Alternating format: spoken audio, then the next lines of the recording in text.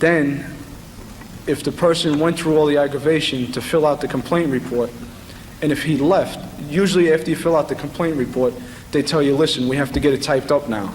There's a waiting line for the typing. It's going to be about 3 hours, so sit right there and wait. Half the time, the people would say, 3 hours, you got to be crazy.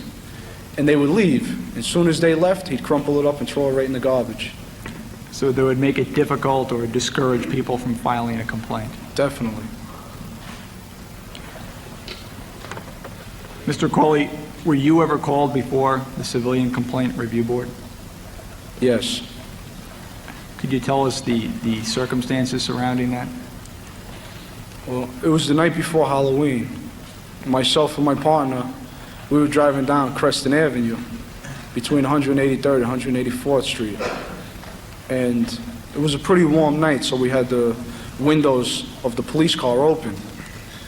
And then all of a sudden, like 3 eggs come from the roof, and they hit the side of the police car right where the window goes down. The eggs hit on an angle, and they splashed across myself and my partner. At that time, myself and my partner, we jumped out of the car. We ran into the building. We figured who was ever in the building, we'd catch him on the way down from the roof. So as we're going into the building, about the 3rd floor, we find some kid, about 15 years old. And I don't know if he was nervous because he'd done it, or he was nervous when he seen the police, because people act nervous when you come around. So at that point, myself and my partner, we started, hitting the kid, harassing him, pushing him, slapping him. Then we got into our police car and we left. That night, the kid and his mother went to the 46th precinct and they filled out a civilian complaint review board report. And were you called before the Civilian Complaint Review Board with respect to this incident? Yes, I was. And what happened there? Well, the reason that they called us, the kid really didn't know who did it. He didn't have a police car number, a badge number. So what CCRB did was they looked on the records and they seen if there was a radio run somewhere in the area where the police would be. So they called myself and my partner down, and they called down 2 other squad cars, partners. And we went down there, and it was pretty fast. We went down, they said, listen, can we have a copy of your memo book report? Give him a copy of our memo book report.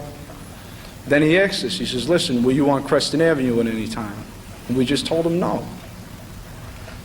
And he says, all right, we'll get back to you, and that was it. You never heard anything again? Yeah, we got a paper back a few weeks later saying that the charges were dropped. And you had lied to the Civilian Complaint Review Board about this incident? Yes.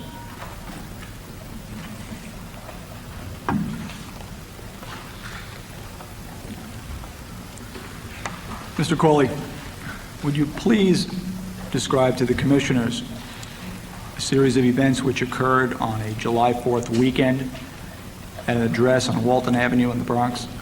What year? Yeah. Mr. Cawley, do you have an idea of what year this is?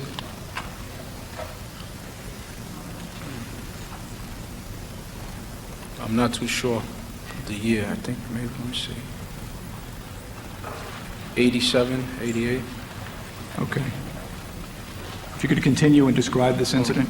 You remember the Halloween year with the Civilian Complaint Review Board that you've been testifying about, Mr. Cawley? Probably 88. All right, myself and 2 other partners were assigned to Orchard Beach for the holiday weekend, July 4th. Pretty much, they sent a few police officers from every precinct to go to Orchard Beach for crowd control for the holiday weekend. So myself and my partners were standing over in Orchard Beach on the boardwalk, and we're talking to all the girls, just having a good time. So towards the end of the day, they tell us, listen, we don't need you guys no more. Go back to the precinct. So we had a police van, a blue and white van. So on the way back to the precinct, one of the officers said, listen, let's go over to Walton Avenue, to the whorehouse. Let's see what's going on. So we went over to Walton Avenue, south of Fordham Road, We went into the whole house. It's a private house, 2 stories. The second floor is the whole house. I'm not sure what's on the first floor. But there was like a little iron gate inside the front door on the first floor. So we go in through, the front door is open. You're supposed to ring a bell on the iron gate, and they buzz you in from upstairs. We kicked the iron gate. It's had a cheap lock on it. We go upstairs. The people upstairs heard the commotion of the gate being kicked. So they open up the door, and as they open up the door, we were walking up the stairs. We pushed our way into the apartment. We told all the people that were in the living room, a few ladies and a man, we told them sit on the couch. Then we went to the bedrooms. There was 3 bedrooms. We went to each bedroom, kicked open the door. There was guys in there with prostitutes having sex. Told them, listen, get dressed, all of yous. Brought them out into the living room. When they were in the living room, we told all the guys to leave. We sent them all out of there. So then a few of the officers that I was with, the other 2 officers, one of the officers grabs a lady. He tells us, listen, I'm going in the back room to get laid. Takes the prostitute, he goes to the back room. So at that time, my other partner took a lady, went into another bedroom. I took another prostitute and went into another bedroom. If I could stop you for 1 second. Sure. Were these women afraid? Yeah, they were terrified. They didn't know what was happening. They didn't know if they were getting arrested or what. So when we took them into the bedroom, they really didn't speak English that good, and all they seen was police. They were scared. Took them into the bedroom, telling them, listen, don't worry, police. It's okay, it's okay. And then after we calmed the ladies down, we had sex with them. And then you left the location? Yes.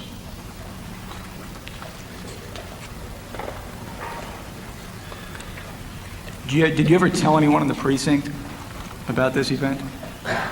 Yes, I told a friend of mine, the guy, when I first got to the precinct, told me they were going to test me that night. I had told him about it, and he went and he told the PBA delegate, because he was in the PBA delegate squad. He just told him to tell him, he thought it was great what happened. But then when he told the PBA delegate got all nervous. He's like, listen, if these guys are going there and people start finding out about it, it's going to be a regular thing. Because that's the way cops are. They're a bunch of followers. So if they heard that we got it, we went there, they were going to start going there, pushing up on them, maybe extorting them, I don't know. So the PBA delegate, he went and he told the precinct captain. He's like, listen, you got to do something about this place because, first of all, it's the only whole house in the precinct. And second of all, there's going to be trouble. He didn't say what happened with us there, but he just told him you have to do something about it because it's going to be bad. And what did the captain do? The captain got himself and a few other guys, and they went and they raided the place. I don't know what happened after that. To your knowledge, the PBA delegate did not tell the captain about the events which you just described in that July 4th No, he weekend. didn't. The material I have suggests, Mr. Byrne, that this was 1990. Does that refresh your recollection at all? 1990? That's what I have. I'm interested in knowing whether or not you share that view. No. No. It couldn't be 1990 because I got arrested by alcohol, tobacco, and firearms in October of 1990. And prior to that, I was on desk duty. So if anything, it had to be before then. All right. Well, I'm just anxious to be sure we have the date as close as we can get it.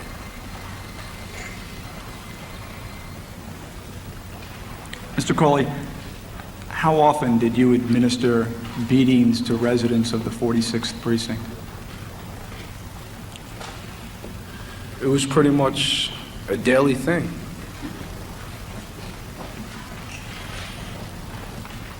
And to your knowledge, how many police officers from the 46th precinct, when you were assigned there, participated in the beating of the residents of the precinct?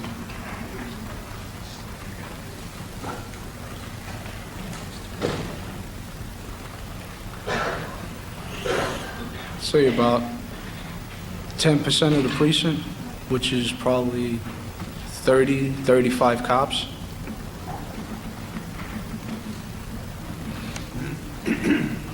Mr. Cawley, how long were you assigned to the 46th precinct? Approximately 2.5 years.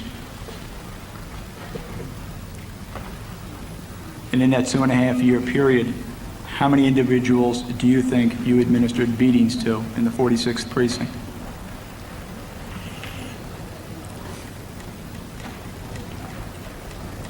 Approximately 300 to 400 people.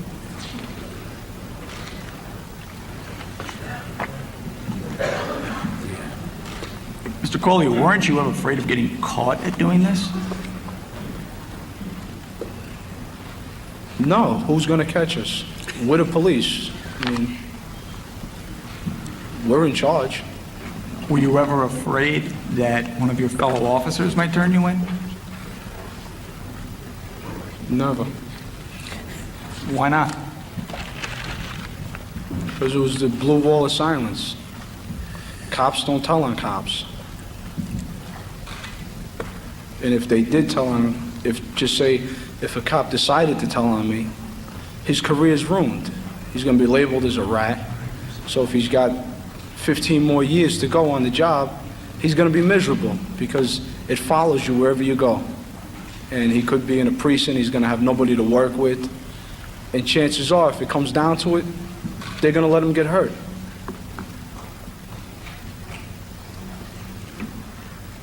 So there's a certain fear factor in not reporting this type of activity. Yes.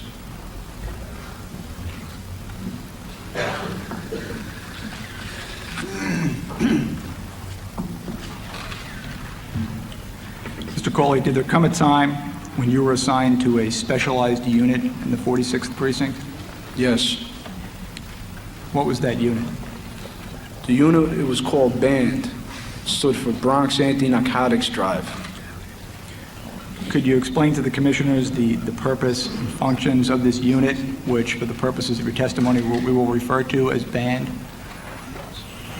Well, the function of the unit was just to control drugs, all drug jobs.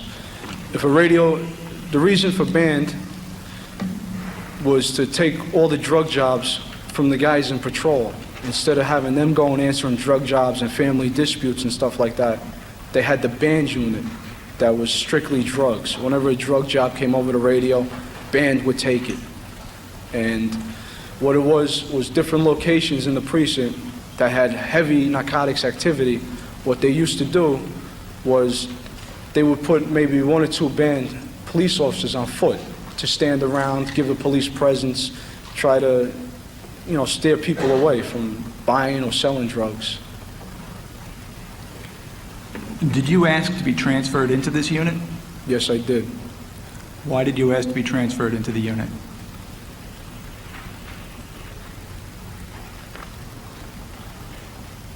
Well, my partner who I was working with on patrol, he was pretty much a straight guy. He wouldn't take money or anything like that. So one day I was at my locker and I was changing clothes, and 2 police officers that are in BAND came up to me, and they come over and they had a bag in their hand, and they said, "Listen, buddy," because I was tight with them. I used to work out with them and stuff. So I was tight with them. They came over to me with a bag, brown paper bag. They said, "Listen, buddy, look at this." They opened up the bag. It was full of money. They said, "You got to come to BAND." So I was like, right then I started seeing dollar signs. I got greedy. I went down and I asked to be transferred to BAND. And you were transferred in? Yeah, because I had good activity. To your knowledge at this time, how were these police officers making this money? They were robbing it. Who were they robbing? They were robbing drug dealers.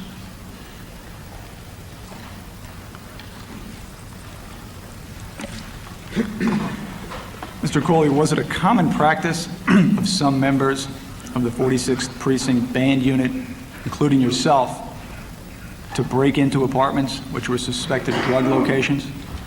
Yes. Why did you do this? I'm sorry, can you repeat the last question? Was it a common practice of some members of the 46th Precinct Band Unit, including yourself, to break into apartments which were suspected drug locations? Yes. Why would you break into these apartments? We would break into it for money, for drugs, whatever was in there. Did this practice become known as doing doors? Yes, it did. And this would be done while you were on duty and in uniform? Yes. Mr. Cawley, how would you actually gain entry to an apartment? We would just kick the doors in. Just keep kicking the door. If you have to kick it 20 times, it's going to go down. Mr. Cawley, at any time that you kicked a door in and entered an apartment, did you ever have a search warrant? Never. Mr. Cawley, in your entire career with the New York City Police Department, did you ever execute a search warrant? No.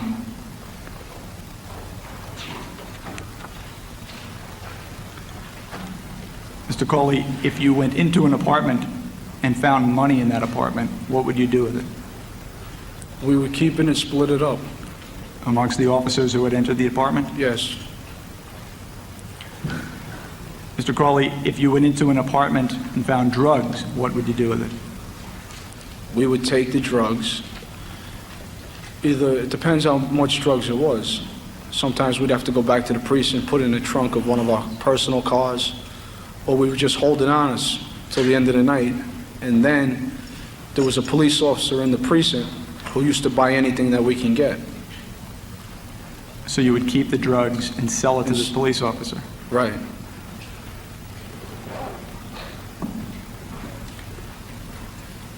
If you went into an apartment and found guns, what would you do with those? We would sell them to the same police officer, or another one of my partners, he would sell them also.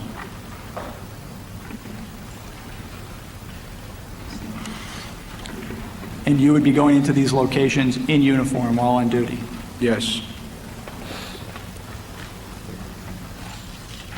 How would you gain entry to these buildings without being noticed? Well, it depends. If we were in a marked police car, we used to turn the corner fast, drive right up to the spot, run in.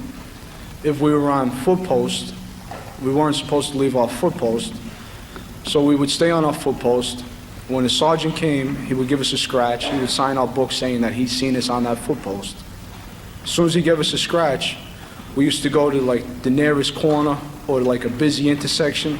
We used to stand there, and when we seen livery cabs coming down the street, we would pull them over.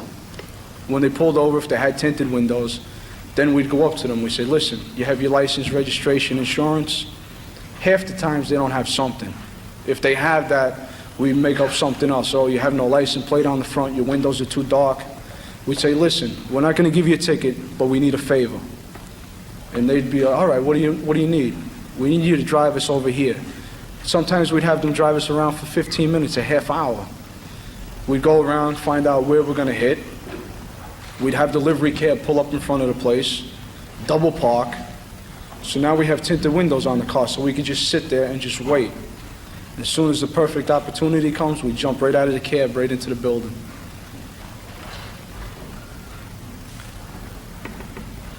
Mr. Cawley, how often were you involved in this practice of kicking in doors and stealing drugs, money, guns, and other contraband? How many times a day, you said, or how many times? How often? What time period are we talking about here? Was it 6 months, a year?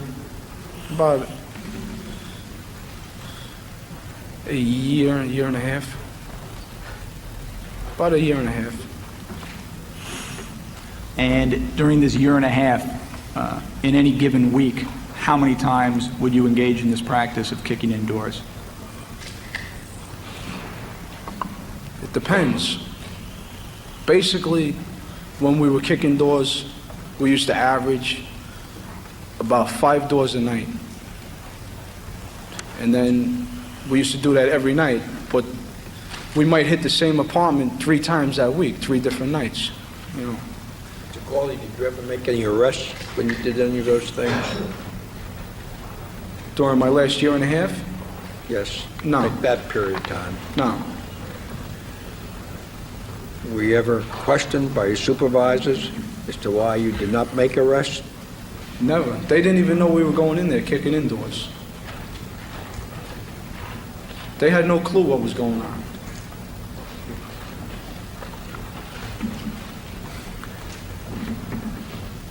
So, Mr. Cawley, was there ever an occasion where you kick in a door and make an arrest?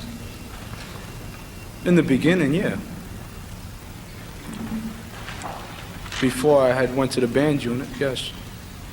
Would you be the arresting officer in those instances? Excuse me? When you made the arrest before the year, that year and a half you're talking about, you said you used to make arrests, is that correct? Sometimes, yeah. When you did, I assume you were listed as the arresting officer? Myself or my partner, yeah. When you did so, would you make out a complaint? Yes, it's part of the arrest paperwork. Did you ever have to go to court and testify in those cases? Yes. When you testified in those cases, did you ever testify truthfully or untruthfully?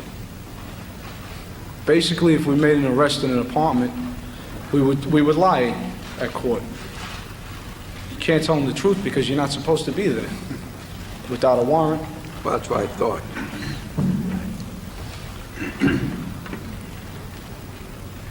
So in those instances where you did make arrests, you would lie about the facts of that arrest in order to cover yourself for being in an apartment without a search warrant?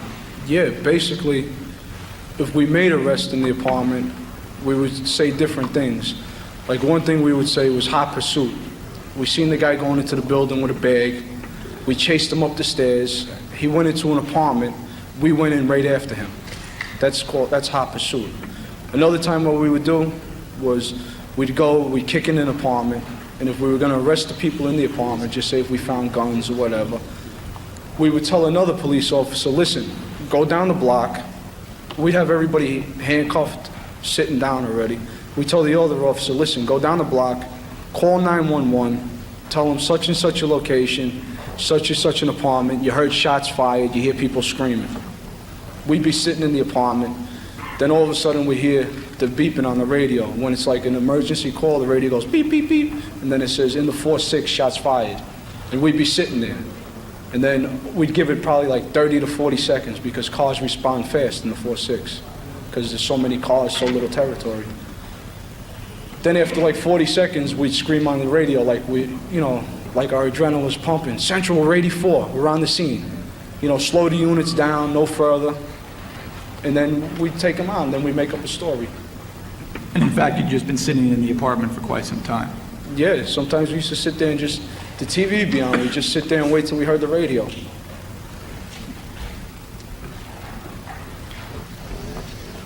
Mr. Cawley, how often did you lie about the facts of an arrest?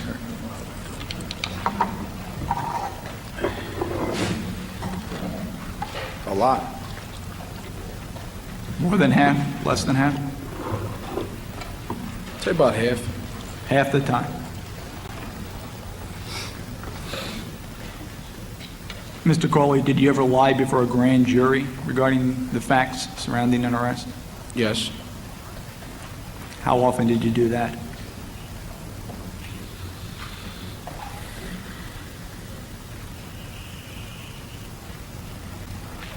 Less than 25% of the time. Maybe 20% of the time. Not every case that you make an arrest on goes to the grand jury. Understood. You know if people went to jail as a result of your testimony? Not that I know of. They didn't? Well, I really never went to trials. I imagine some people copped out before I knew. I don't know. Did you ever testify at a trial? Yeah. How many times, approximately? Once or twice. What was the result of those trials? There was a murder trial and he got acquitted.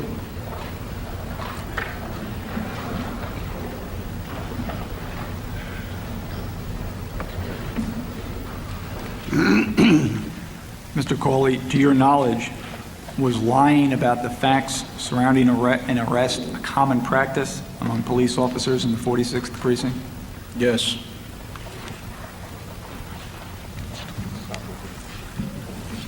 Were there things that a police officer might do to enhance an arrest that had been made? Yeah, definitely. Could you See, tell us some of those things?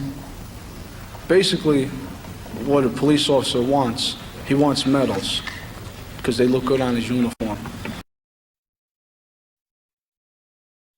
If the guy had an empty gun, what he would do, a lot of aggressive cops, they carry a little baggie in their pocket, and they have all different types of bullets. So if a guy gets caught with an empty gun, it's only a misdemeanor. What he would do is he'd load it up for him, charge him with the felony. Then he would write it up to get a medal out of it. Other things that they used to do is if you catch somebody and they only have like a little coke on them, just say maybe they have a half ounce, and you want to enhance it and you want to, make it look like you made a good arrest, you'd stop by the bodega on the way to the precinct. You pick up a thing of Arm & Hammer baking soda, and you just dump it in. Mix it up. So now when it goes to the police lab, it might go down there as 5 ounces instead of a half an ounce. All the police lab does is just take a little sample out, they test it. If it tests positive, they charge you with the 5 ounces.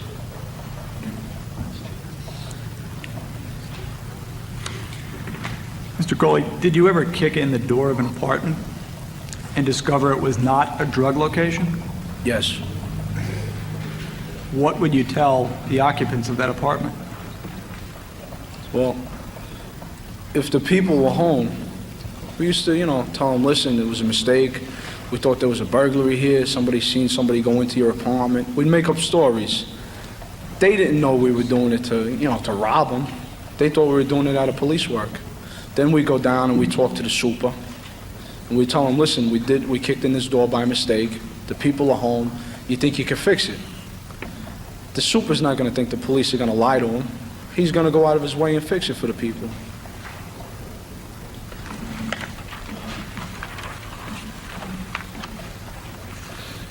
When a police officer takes money, drugs, guns, or other valuables from a location and keeps it for himself, is this commonly referred to as a score? Yes. Mr. Cawley, would you please tell the commissioners about what you consider to be your biggest score? All right. I had an informant. His name was Jose. He owed myself and my partner. He owed myself and somebody else a favor. So one day I seen him. He was driving around in an old car with phony plates on the car and stuff. So I go up to him. I said, listen, Jose, what's the story? I said, you owe us one. What are you going to do? So he says, listen, I got something for you. I him with the door, and we hear movement inside the apartment. So he said, this is probably it. So we start kicking the door, and the door was strong. It wasn't going in. So as we're kicking the door, I hear like a rumble in the apartment, and then I hear a big bang. Mostly drug apartments on the fire escape, they'll put plywood with bolts into the wall to prevent people from coming in the fire escape window. So I heard a big bang, and I told my partner, I said, listen, I said, it sounds like they went out the fire escape. So he says, all right, so we kicked the door a few more times. It's better if the person wasn't in the apartment. Why is that? Because if he's in the apartment, he could say you robbed him.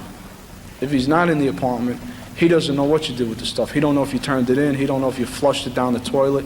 He don't know if you kept it for yourself. It was always better to let them go. So we kicked the door a few more times.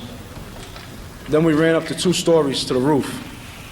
We go over to the ladder going down the fire escape, and we could see the guy running through the lot. Like he just jumped off the fire escape, he was running through the lot. So he was gone. At that time, myself and my partner, we climbed down the fire escape. We went into the apartment. The fire escape was in the bedroom. So we went in through the bedroom window. It was an empty apartment. So we walked through a little hallway where the bathroom is and leads you right into the living room.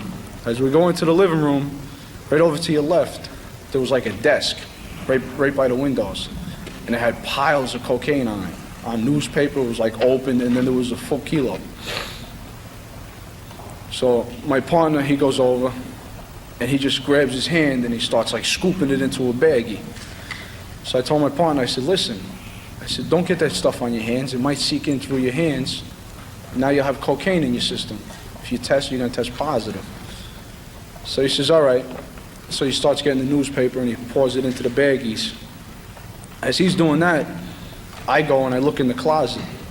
And in the closet, on the top shelf, I found a MAC-10.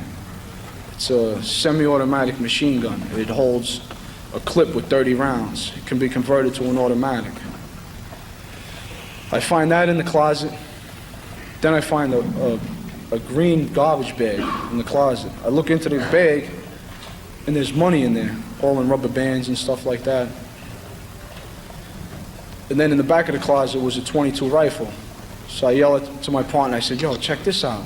So he says, all right, let's get out of here. At that time, he had all the coke bagged up. We took the coke, we put it into the garbage bag with the gun and the money. We tied the garbage bag up, and now he says he wanted the rifle for himself. It was a .22 rifle. So we left that outside the garbage bag. So I told him, I said, listen, I said, our van's parked in front of the building. I says, we can't go out the front door with this stuff. I said, let me bring the van around the back. This way, it's quiet street. We could just walk right in the van with the stuff. Excuse me, this is a marked police department van? Yeah. Okay. So I go around, I go up the roof, I go out the front door, I get in the van, I drive it around the corner, and then I go over to the fire escape and I yell to my partner. He starts coming down the fire escape with the garbage bag in one hand and the rifle in the other hand. He gets to the first floor, he throws the rifle down to me, I catch the rifle, then he throws the garbage bag down with the guns, the drugs, and the money. I catch that, he climbs down off the fire escape. Now we get into the van. If I could just stop you for 1 second, I just want to sort of get the mental, the image here. This is, your partner is in uniform at this point. Right. He's climbing down the fire escape with a green garbage bag filled with cocaine and money and a MAC-10. And Well, the in MAC-10's in the bag. It's in the bag. Right. And in the other hand, he's holding a rifle. Right. And he climbs down the fire escape and gives it to you, and then jumps off the fire escape. Right. Okay. So now we get into the van, and we say to ourselves, what are we going to do with this now? It's too much. We can't go back to the precinct with this stuff and put it in our car. So we get caught with it, we're dead. So I told him, I said, well, listen, I said, I know a friend that's home that we could drop it off. So we went to the phone, I called up my friend, I told him, I said, listen, I said, we just got some stuff, I said, I got to drop it off. I said, are you going to be home? He says, yeah. I said, well, listen, I said, I'll be there in 10 minutes, you got to be outside, because it's 2 precincts over. I have to drive through another precinct, and then into the other precinct to drop the stuff off. So myself and my partner, going over towards my friend's house, there's a hospital over that way. So I told my partner, I said, well, this is what we'll do. We'll call Central, that's the radio dispatcher, and I said, we'll tell her we just picked up an old lady who's sick, and we got to drive her to the hospital. So we call Central, we tell her, listen, we just picked up an 80 case, we're going to drive her over to Jacoby Hospital. She says, all right. As we're going over towards the hospital, going towards my friend's house, we drop by my friend's house, we drop the garbage bag off and the gun, he's standing outside, he goes inside with it. Then we cruise back to the precinct slow, and we tell the radio dispatcher, we dropped the lady off at the hospital, we're going back to the precinct. So at that time, we went back to the precinct, and we asked if we could take lost time. What is that? What does that mean, you took lost time? Lost time is, you want to go home early, you got to put in a slip. You know, I want 3 hours off, it's lost time. So we go, after we take lost time, we get into his car, and we said, listen, we got to get a scale now because we got to split this stuff up. So we drive over to a bodega on 176th Street and Jerome Avenue. and we buy what's called a triple beam scale. That's what they weigh large quantities of cocaine on. We pay $95 for the scale. This time we go over to my friend's house. We pick up the garbage bag and the rifle. So I said, let's go back to my house. We'll weigh everything up, count it out, and we'll split it up. So we pick up the bag, we drive back to my house. We weighed everything up, came out to about 2 kilos of cocaine. And then we counted up the cash. It came out over 16,000 cash. So I told my partner, I said, listen, we got to take care of the person who I dropped the stuff off at his house. So my partner says, all right, listen, there's a lot of singles, let's just give them to them. So I said, all right, it was over $500 in $1 bills. So we gave him that for letting him keep the stuff at his house. And you and your partner split the $16,000? Right. What did you do with the cocaine? I had given it to a police officer at my precinct to sell for me. How much, what were the proceeds of that sale? How much did you get for that? Well, I just got $8,000 out of it. I don't know what he had sold it for. What did you do with the guns, MAC-10 rifles? Well, my partner wanted to keep the rifle for himself. And the MAC-10 he held on to. We didn't sell that right away. When you say he didn't sell it right away, did he ultimately sell it? Yes. To what kind of person did he sell it? If you know. All right. We had went back to that same apartment a few days later. And in that apartment, we found an Uzi, which is almost the same as a MAC-10. It's a 30-round semi-automatic gun. My partner at that time had sold both of these guns to a guy who moves anything you can get. It was his connection upstate. He sold the 2 guns to him for $1,000. Well, as you know, he might have sold it to some other criminal after that. Is that correct? Yes.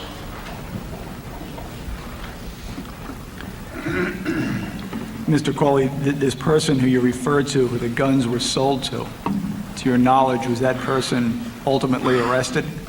Yes, he was. Are you aware of the charges that that person was arrested for? Yes. He got arrested by the feds for RICO, kidnapping, and murder.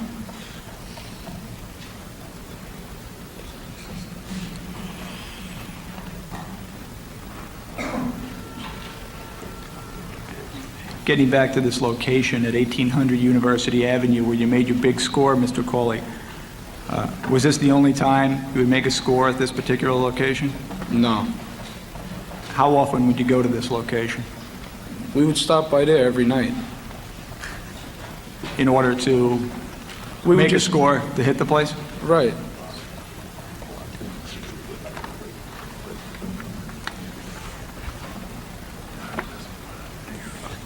Mr. Cawley, you had mentioned when you were testifying about the events surrounding your big score, as you called it, that you were given the information about the 2 kilos and the cash by an informant by the name of Jose.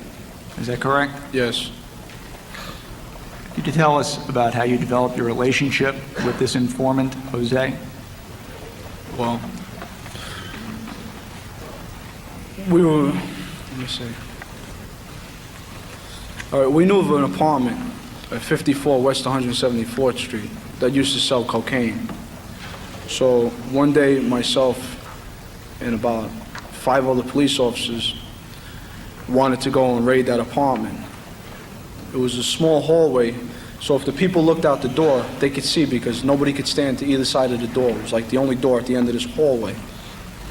So I went and I crouched down underneath the peephole, and my partner's hid down by the stairs. I heard the guy open up the peephole to let somebody out. At that time, as soon as he opened up the door, I crashed in with my gun out, started hitting people, making them all lay on the floor. That time, my partners came in. In the apartment that day, they found 2 guns, and they found some cocaine. So Jose was there, and Jose kept begging me, please, don't arrest me, don't arrest me. So I says, all right. I said, I'll let you go. So I opened up the door, and I let Jose leave.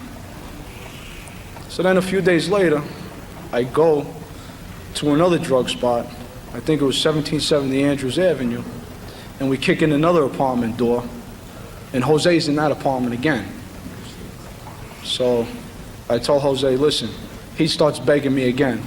So I said, all right, listen, I gave you a break last time. I said, this is the last break. I let Jose go again. About another week later, I go back to 54 West 174th Street, kick in the apartment door. Jose's there with a friend. So I was like, listen, this is it. I said, I'm arresting you. In that apartment, we found a few ounces of cocaine. So we didn't want to say we arrested him in the apartment because we had no right being there. So we took Jose and his partner. We arrested him. We went and we told the story as we were passing by the building, we seen Jose and his friend standing at the building in the doorway. When they seen us, all we seen was a brown paper bag hit the floor. We jump out of the car, we grab the paper bag, we chase them, we find them, we arrest them, open up the paper bag, it's a few ounces of cocaine.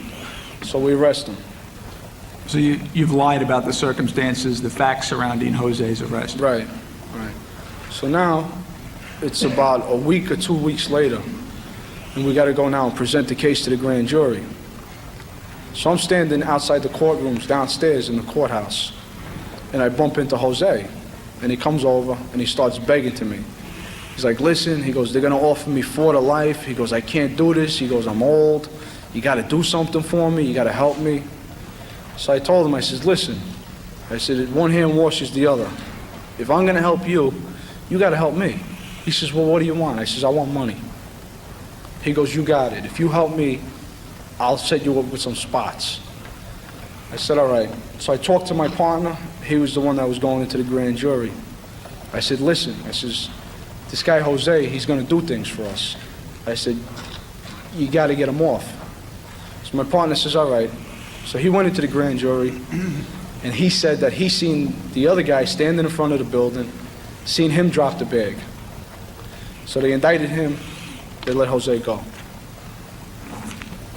So your partner changed the lie from the original lie about the circumstances surrounding the arrest to a different lie in front of the grand jury so that Jose could walk away. And be our informant, yes.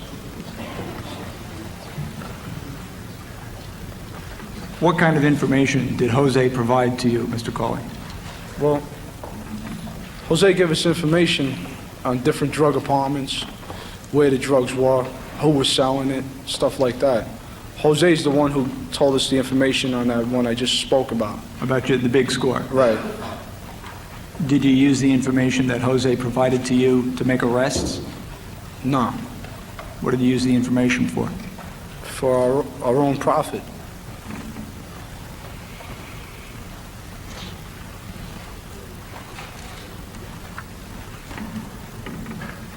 Did Jose tell you about an apartment,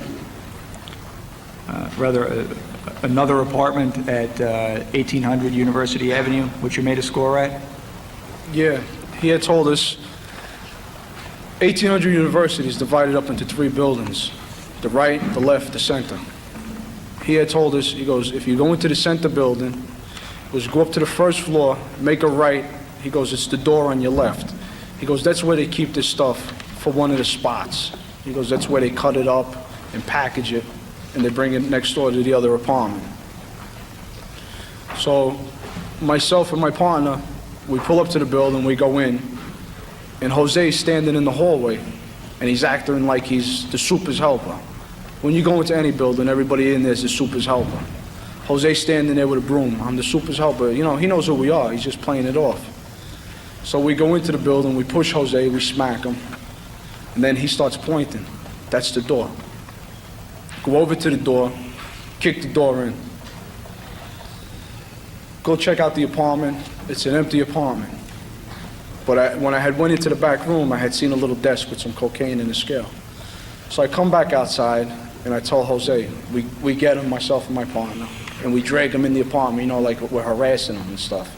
We drag him into the apartment. We barricade the apartment door. So Jose tells me, he says, listen, he goes, the stuff's here. It's in the floor somewhere. You got to find it. And basically, all apartments have hardwood floors, and most of the drug apartments, what they do is they get those square stick-on tiles, those wax tiles, and that's what they do. They tile their whole apartment with that. But one tile, they pick it up and they cut a hole in the floor, and they stick the tile on it. So now if you just look at it, it's a regular floor. You got to try every tile. So at that time, we went into the bedroom, my partner, myself, and Jose. We said, we got to try every tile. So we give Jose a knife. I took a knife, my partner took a knife, and we got on our hands and our knees, and we tried every tile in the apartment. Let me just stop you for 1 second there. You're on duty when you're doing this? Yeah, And you're in uniform?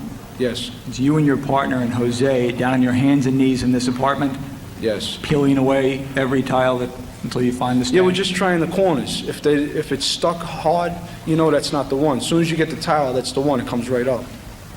Okay, continue, please. So in the bedroom, we found the tile in the floor. Pick up the tile, put our hand in the floorboard, we come out with some cocaine. It's about 5 ounces of cocaine. So now, we're about to leave the apartment, and I look at the floor in the living room. It's got the same tiles as the floor in the bedroom. So I tell him, yo, we can't go. There's got to be another hole in here. So at that point, we get on our hands and knees again, and we try every tile. Over by the window, we hit. We got a hole in the floor. In that tile, we found a .38 caliber revolver, and we found some cash. Probably about $2,500 worth of cash. So now, we're about to leave. So we said, you know, we just can't leave Jose here now. We have to clean out the apartment. How's he going to lie to them? So we told Jose, listen, we're going to make like we're arresting you. So there was a jacket in the apartment, a nice 3/4 leather jacket, goose down. Told Jose to put on the jacket. We handcuffed him behind his back. Then we put the money, the drugs, and the gun on him. And we walked him out, and we put him into the back of the police car. I sat in the back of the police car with him, just like a regular arrest. We're driving as if we're going to the precinct. We keep watching behind us. There's no cars following us. When the time was right, we made a turn off, and we drove to an isolated area over by the Harlem River, right where Metro North is. No cars come down there or nothing. So we pull up over there with Jose. The river's like 5 feet away from us. So we take Jose out of the car, and we take the stuff out of his pockets. And Jose's starting to get real scared. You know, what are you doing to me? What are you doing? He thought we were going to kill him and throw him in the water. So I told him, after we take the stuff out of Jose, take the handcuffs off of him. Now he's happy. And we take the handcuffs off of him. Then we divide up the money right there. And Jose's 3 back- ways, 2 ways? Excuse me? 3 ways. Even cut for everybody. So after we divide up the money, Jose keeps begging me, let me have the gun, let me have the gun. So I was like, no, I'm not giving it to you. But he's like, listen, you promised me, you have to give it to me. So I said, all right, listen. So I'll give you the gun, but I said, I'll take the bullets. I said, you're not driving in the back of the cop car with the gun loaded. You know, I don't know what he's going to do now. So we take the cocaine. We had tape in the car. We taped the cocaine up nice and tight. So now we say to Jose, listen, you can't go back around the area. He's like, but I live over there. What am I going to do? So we said, Let me just listen, interrupt you for 1 second. Why can't Jose go back to the neighborhood? because now they think he's arrested. He just can't walk around 3 hours later with money in his pocket. So we drive him. I said, listen, I know a hotel I could drive you to on Fordham and Katona Avenue. We put him in the car. We drive to Fordham and Katona Avenue. We each chip in a few dollars. We get him the room for 2 nights.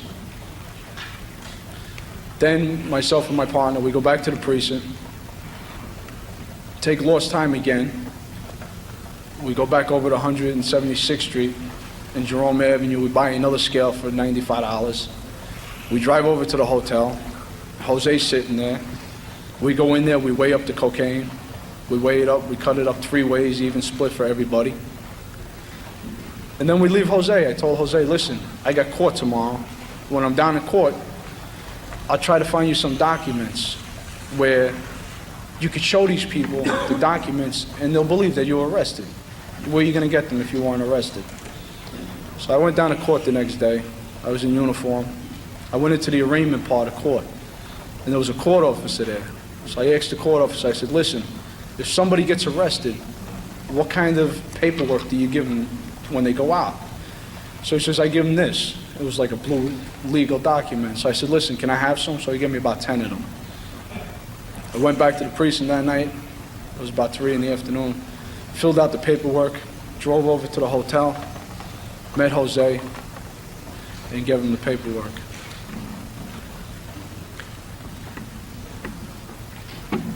Mr. Cawley, how much time did this all take?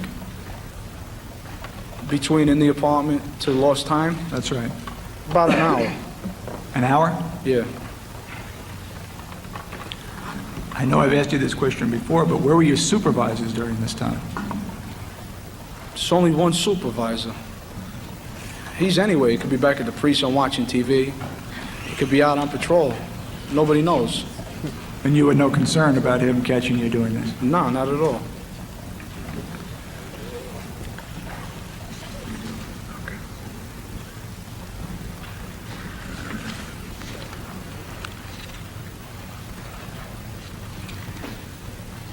Mr. Cawley, did Jose provide you with other locations as well?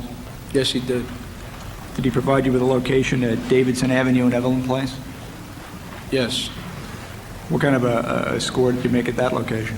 Well, see, I told Jose that we were paying too much attention to one area around Tremont University Avenue. So I told Jose, listen, you got to find other places because it's getting too hot over there. One of the drug dealers had put a contract on me for $10,000.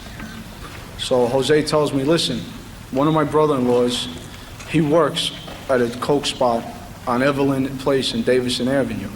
He goes, I could set that up for us. So I said, all right.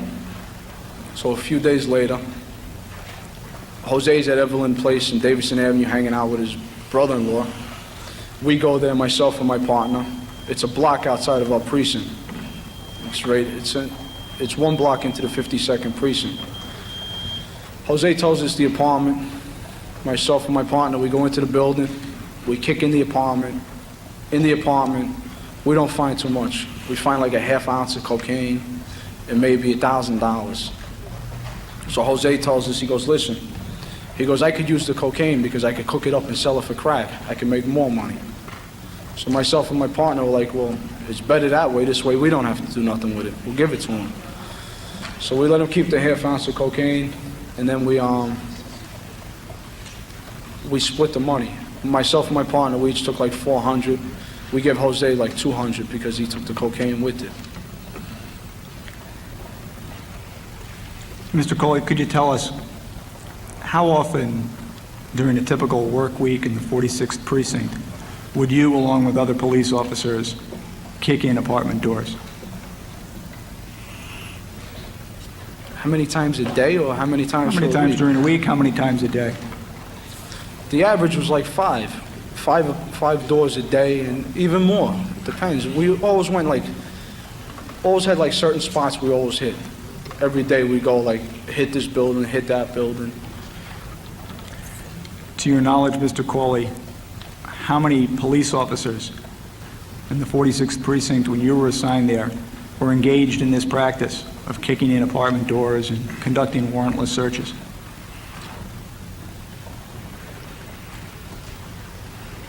About 30 to 40 around there. And Mr. Cawley, when you kicked in an apartment door, how often did you take money, drugs, guns, or other contraband that was in the apartment? Every chance I had.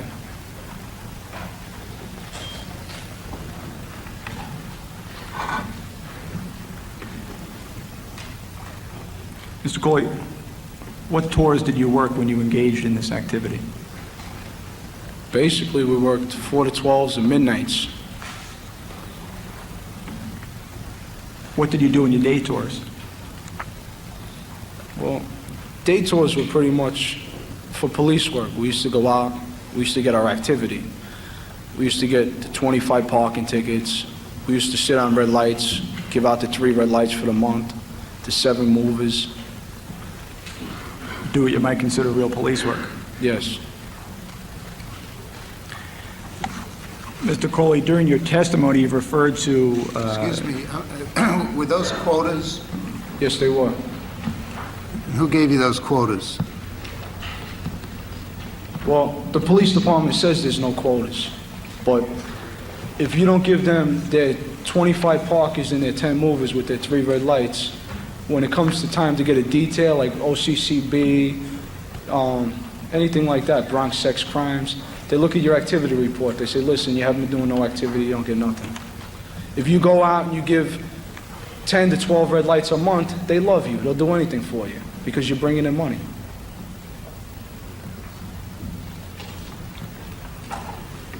Mr. Cawley, during your testimony this afternoon, you've referred to your partner a number of times.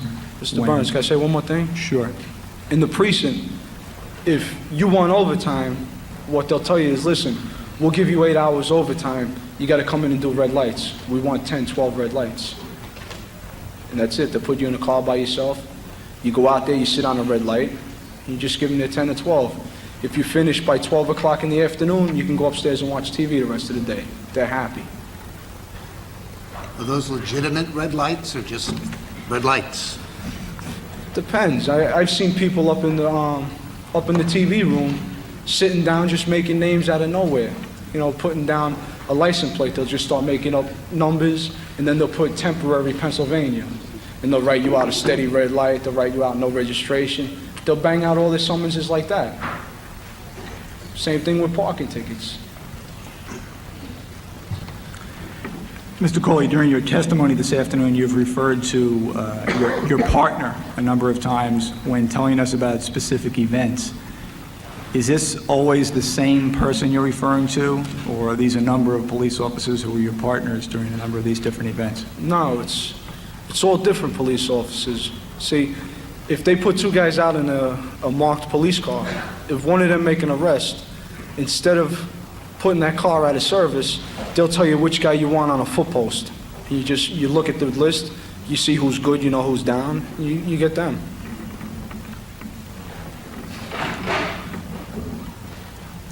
Mr. Cawley, you were arrested by officers of the Internal Affairs Division and agents of the Federal Bureau of Alcohol, Tobacco, and Firearms in October of 1990. Is that correct? Yes.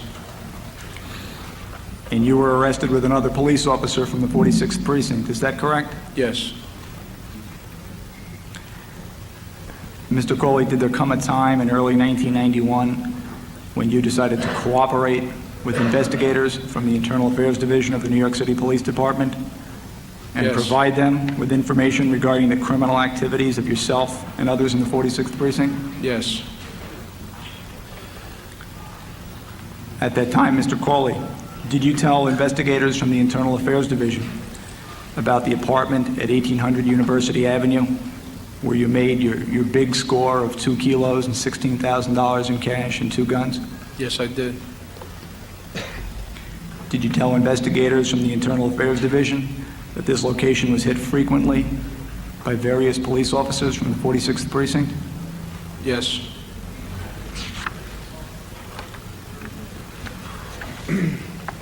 Mr. Cawley, did you give investigators from the Internal Affairs Division the name of the drug dealer who occupied that specific apartment at 1800 University Avenue? Yes, I did. To your knowledge, Mr. Cawley, did investigators from the Internal Affairs Division ever attempt to contact this individual? Not that I'm aware of, no. Mr. Chairman, I have in my possession a document which I have deemed marked as Commission's Banned Exhibit Number 1. Is an investigating officer's report from the Internal Affairs Division of the New York City Police Department dated December 27th, 1990.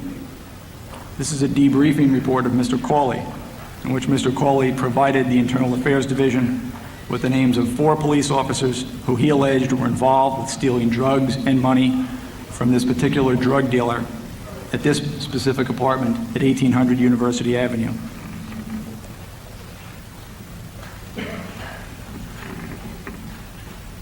Investigators from this commission inform you that investigators from this commission, based upon the information which was found in these Internal Affairs Division reports, were able to locate this individual drug dealer who occupied this apartment, and he was interviewed and has corroborated the events which Mr. Cawley testified to here today.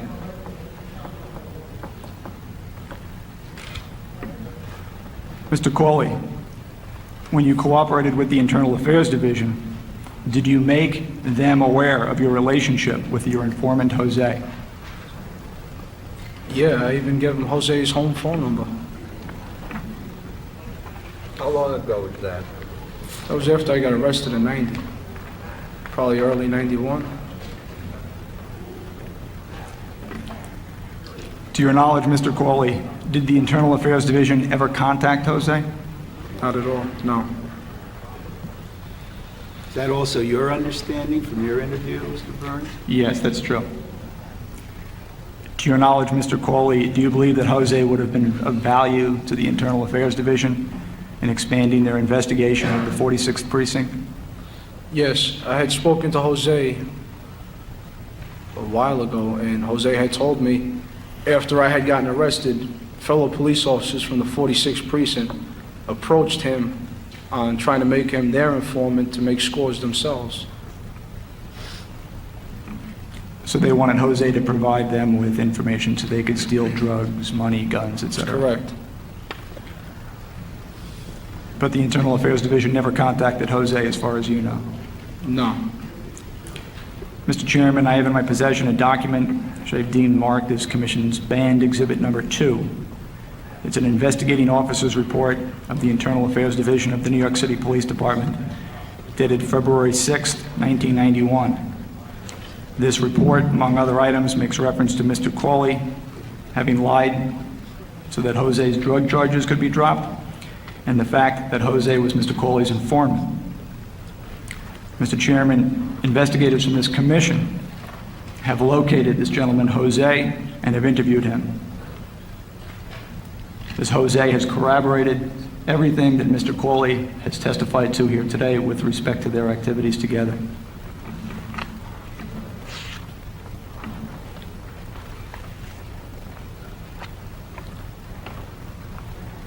Mr. Cawley, excuse me, do you recall how many police officers in the 46th Precinct you identified for the Internal Affairs Division as being involved in criminal conduct?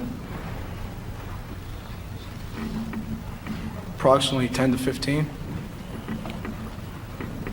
Mr. Chairman, investigators from this commission have determined that Mr. Cawley identified 13 separate police officers to the Internal Affairs Division as being involved in criminal conduct in the 46th Precinct.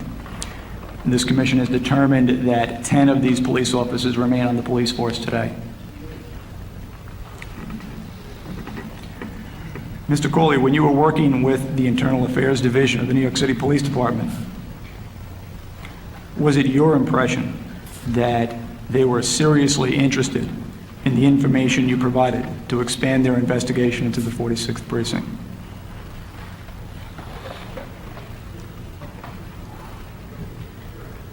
No, my dealings with Internal Affairs, I had met them once in the Bronx District Attorney's office, and the Bronx District Attorney was willing to make it, he wanted to make cases. IAD told me like this, because I had an open case with the Bronx District Attorney's office. They said, listen, we got your future in our hand. Listen, we want you to hand deliver these people. If not, you're going to jail. I said, how am I going to hand deliver anybody? I said, they don't even want to know me. And that was it. They didn't really want to do nothing.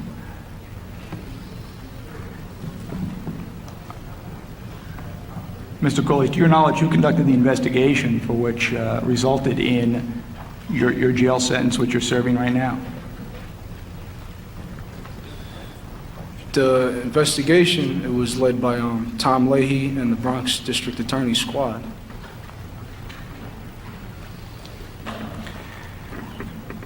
Mr. Cawley, given all this conduct which you engaged in, seemingly on a daily basis, Were you ever concerned that you would be caught by the Internal Affairs Division? I was never concerned, never seen internal affairs out there. And if someone spotted internal affairs in the precinct, it would be on the radio. As soon as somebody spotted a car that looked like a police department vehicle or other people just acting suspicious around the precinct, what they used to say on the radio was they used to say Xerox in the 4-6, Xerox in whatever precinct these people were in. Right then, you just went and you hit pretty much. Because it could have been internal affairs, or it could have been a shoe fly, like a captain driving around trying to catch you without your hat on, something like that. So we used to just go and hide. Mr. Burns, I'm uncertain as to how IAD came out. Do the Exhibits 1 and 2 suggest that this information and their reports came to an unsubstantiated conclusion? Yes, that's correct.